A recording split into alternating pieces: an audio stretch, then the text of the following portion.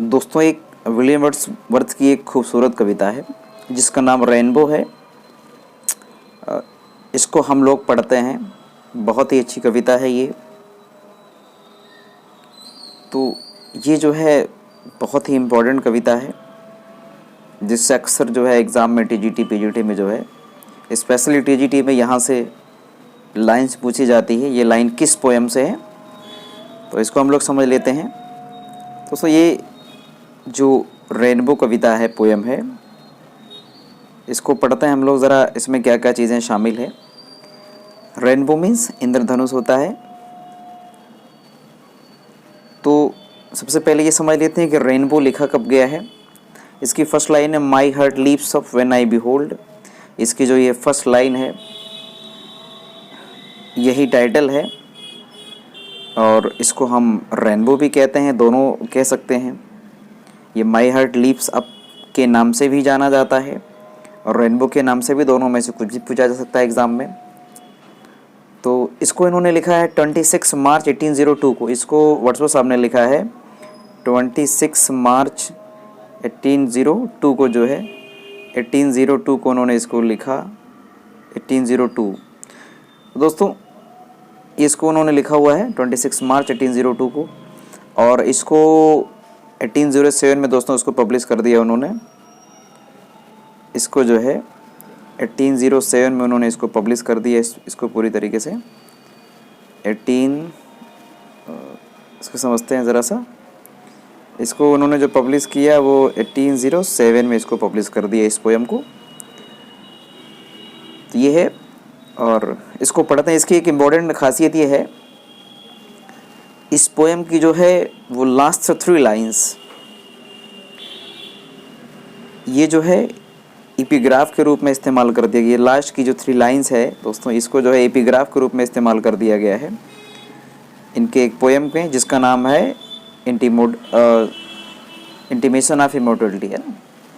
तो ये जो कविता है इनकी, ode to the intimation of immortality, इस कविता के जो है एपिग्राफ के रूप में इस्तेमाल कर दिया गया है।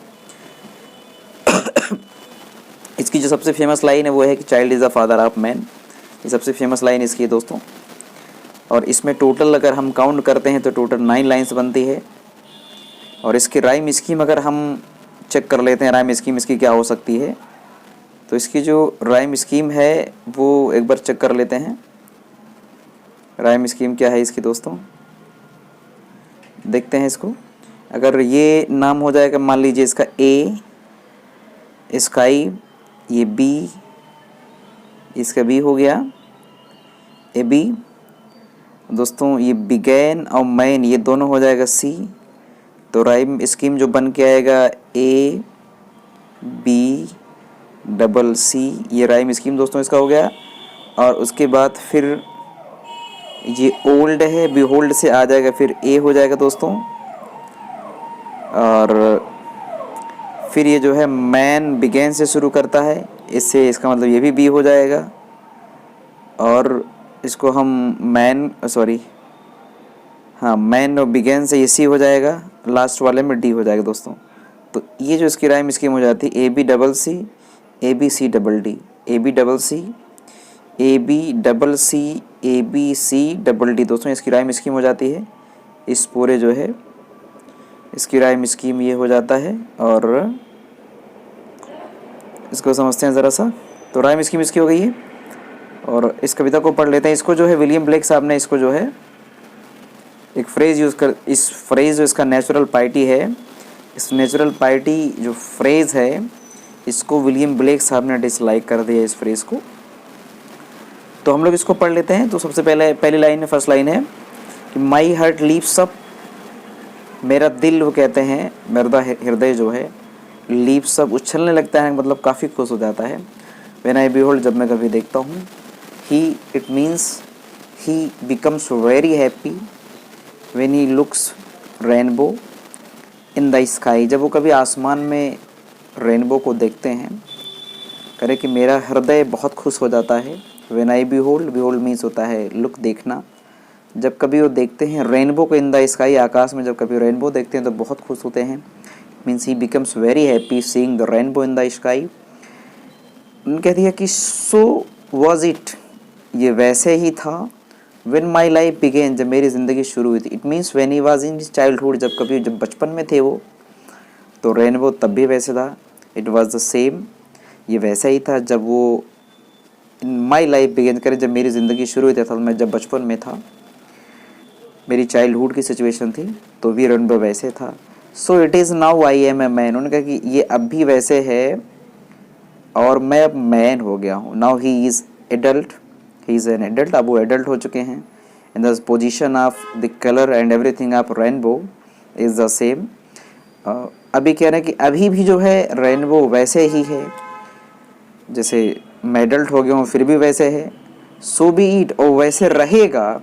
When I shall grow old, उनका कि जब मैं बूढ़ा हो जाऊँगा, when I shall grow old कह रहे हैं कि जब मैं कभी बूढ़ा हो जाऊँगा तो रेनबो तब भी वैसे रहेगा, इसमें कोई चेंज आने वाला नहीं है।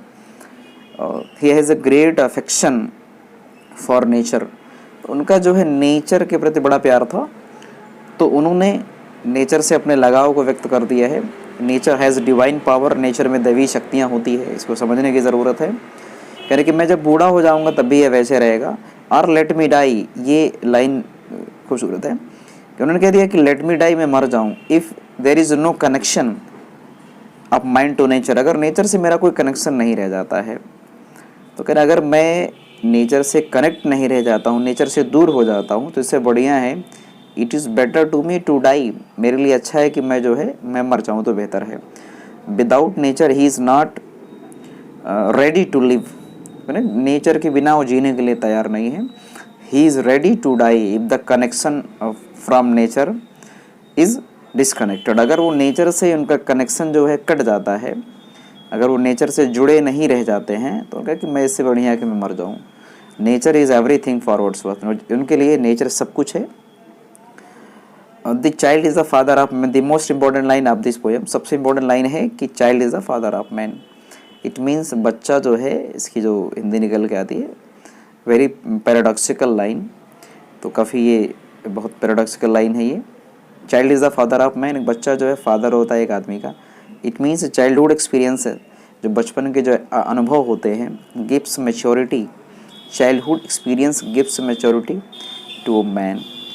तो एक आदमी को जो बचपन के अनुभव होते हैं वो बड़े होकर के जो है मैच्योरिटी में वो उसका साथ देते हैं, उसको मैच्योरिटी देते हैं, किसी आदमी को परिपक्वता प्रदान करते हैं।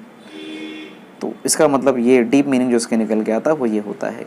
और सामान्यतः वैसे सिंपली अगर इसकी मीनिंग है तो बच्चा जो है वो मैन बनता है, बाद में जो है फादर बनता है, जब वो चाइल्ड है वो बाद में फादर हो जाता है बड़ा होकर के। तो I could wish my days to be bound, उन्होंने कहा कि मेरा इरादा है, ही इज़ विलिंग, वो ये इच्छुक हैं कि my days to be bound, मेरे दिन, मेरी ज़िंदगी का हर एक पल, ईच एंड एवरी, कह रहे हैं कि वो मेरी ज़िंदगी का हर एक पल जो है बाउंड रहे, बंधा हुआ रहे, each to each by natural piety, मतलब प्रकृति के, पाइटी मीन्स डिवोशन, वो कहते हैं कि मैं ये चाहता हूँ कि मैं नेचुरल पाइटी रहूं, प्रकृति का मैं पुजारी बना रहूं, मेरा हर एक दिन प्रकृति की पूजा में गुजरे। कह रहे I could wish my days to be, मैं चाहता हूं कि मेरे दिन बाउंड रहें, जुड़े रहें, ईच टू ईच, एक एक करके जो है, बाय नेचुरल पाइटी, प्रकृति के पुजारी के रूप में। कह रहे हैं पाइटी मीन्स होता है डिवोशन होता है, तो कि मैं ये चाहता हूँ कि मैं जो है प्रकृति का पुजारी अपनी पूरी ज़िंदगी भर बना रहूँ। प्रकृति से उन्होंने प्रेम को जो है, अपना लव को जो है, इस अफेक्शन को उन्होंने शो कर दिया है कि नेचर से जो उनका अफेक्शन था उसको उन्होंने दिखा दिया है। तो वो चाहते हैं कि मेरी ज़िंदगी का हर दिन हर पल जो है नेचर से जुड़ा हुआ रहे। अगर ऐसा नहीं होता है तो बेहतर यही मेरे लिए होगा कि मैं एक्सपायर कर जाऊँ, मेरे लिए ज़्यादा बेहतर होगा। तो ये ओवरऑल पूरा पोएम रहा आपका। तो सबसे important line, child is the father of man, ये इम्पोर्टेंट लाइन है दोस्तों। इसकी राइम स्कीम ABCD, ये याद करना पड़ेगा, ABCD,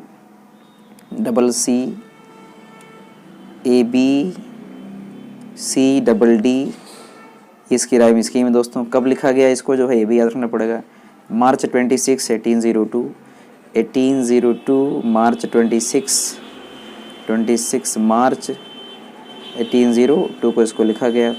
एंड 1807 में दोस्तों इसको पब्लिश कर दिया गया। ये जो ये याद रखना पड़ेगा, 1807 में इसको पब्लिश किया गया। इसकी last three lines are used as epigraph के रूप में इस्तेमाल कर दिया गया to a poem named ode to the intimation of immortality, जो है इसके एपिग्राफ के रूप में इस्तेमाल कर दिया गया इस लास्ट वाली 3 लाइन को। तो ये ओवरऑल पोएम रहा दोस्तों इसका, और मैं उम्मीद करता हूँ ये पोएम आपको समझ में आ गया है।